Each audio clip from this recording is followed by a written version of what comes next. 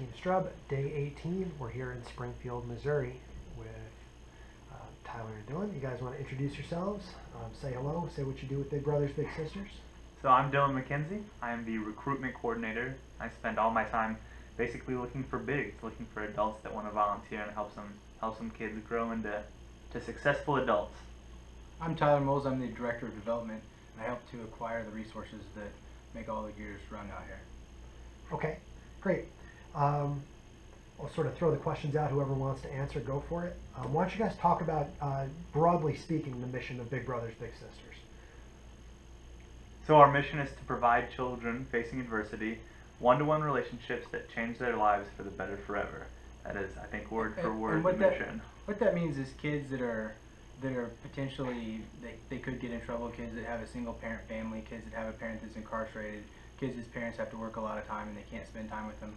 We provide them with a positive role model, somebody to teach them how to throw a football, somebody to ask them about their grades, somebody to teach them how to skateboard, ride a bike, or do any of those sort of things that, you know, for a little brother, that's what his dad would be teaching him if his dad wasn't incarcerated.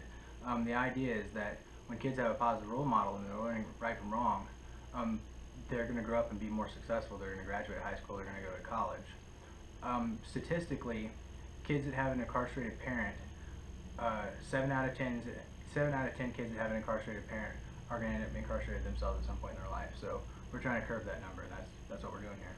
Mm-hmm. Okay, and we chose this particular spot here in your office for a reason. We've got a very interesting background behind us here that you guys really stress advanced metrics and really being very open about your books. Talk about how you guys have shifted in your organization to be more open about it and how that's helped you guys grow and succeed over a period of time. Well, there's two reasons to be open about your books in a nonprofit or even in a private sector business, in my opinion. The first reason in a nonprofit is that when people are donating money to you, they should be able to know that you're spending it wisely.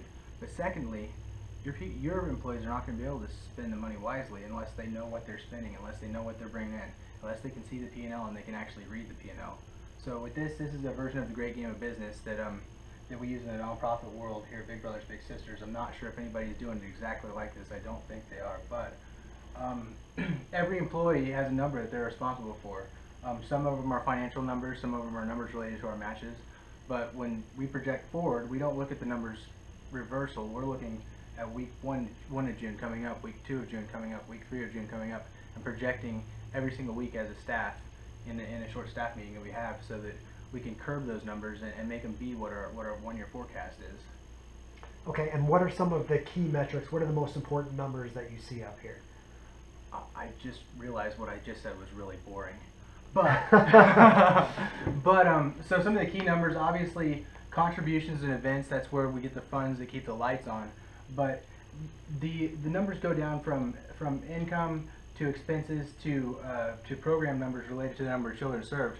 And this isn't column A, column B, column C. This operates like a flow chart from beginning to end. Mm-hmm. The final number, the thing that we look at the most, is percentage of children that are matched to 1 year, or number of children that are matched to 1 year. What we found is that if a kid's matched with a big brother or a big sister for 2 months, and that person walks out in their life, they're just like any other person that's walked out in their life. But if they last together as a match for at least a year, they have a long-lasting impact. They create a good bond. They help develop better morals, and these things that they have learned will last. Mm-hmm. And how many, to give the people a sense of context, I'm traveling all around the country visiting cities of all different sizes. How many bigs and littles and matches do we have currently in Springfield? In 2014 alone, we served over 650 kids. And so we're looking to beat that this year. Wow. Great, great.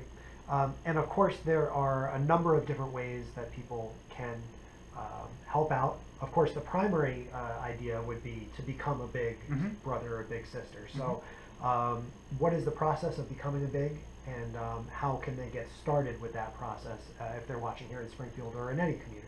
So basically, just call up your local Big Brothers Big Sisters, call me up, and essentially you'll just kind of talk with us, come to an orientation, learn about what we do and how we do it.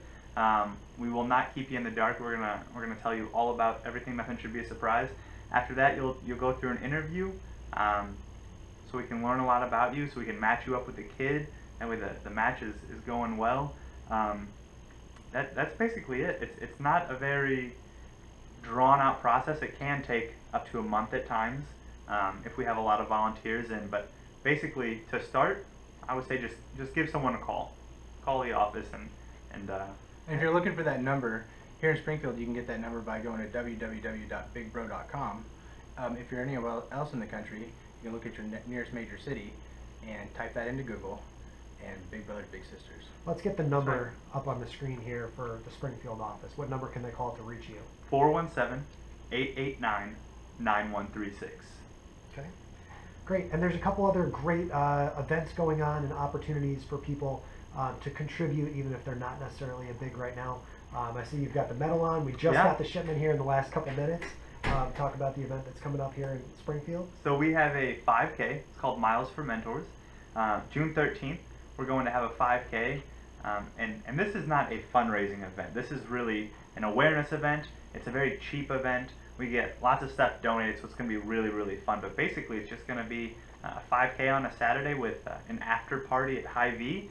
And we're just going to encourage people to be bigs, and we're going to thank our current bigs. But we do have a huge event coming up in July called Taste of the Ozarks. Our biggest fundraiser of the year is Taste of the Ozarks. This is a fine dining event. Basically, it's all local restaurants that come out. There's between 12 and 15 every year. And with your entrance, you get to try samples from all the best restaurants in Springfield. You could look at purchasing a table, you could look at donating a silent auction item, you could look at volunteering at the event. That's coming up July 24th. And the other way that people can contribute, we were just outside a few minutes ago installing some of the bricks from some of the great donors in the community. So talk about how someone can buy a brick here at Big Brothers and it'll get laid right out there. Yeah, we have a whole entranceway with loose bricks. We can pop out a brick for you, engrave it with whatever you want. For yourself, for your business, for a loved one, for anything. You can put your own name on it if you want.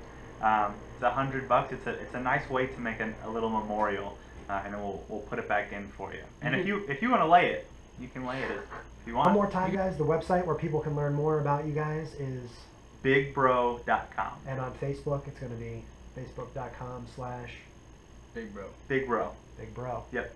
Big Bro Big Sis. So. That's right. It's facebook.com/BigBro Big Sis. Gotcha. Yep. Tyler and Dylan, thank you so much for taking the time. And TeamStrub. Hey, thanks for hanging out with us today. Yeah, man. It was awesome. Oh, you know what? Thank you for the... I'm not getting paid to say this. These are really, really good. I mean, there's a couple left there. If you guys want to come visit Springfield, Hertz Donut, if you want to send me some more donuts for doing that for you. Send them some donuts. You can send a box here and send a box for the awesome bigs and all the littles that are here in the Ozarks. Oh yeah, we love your donuts. We do.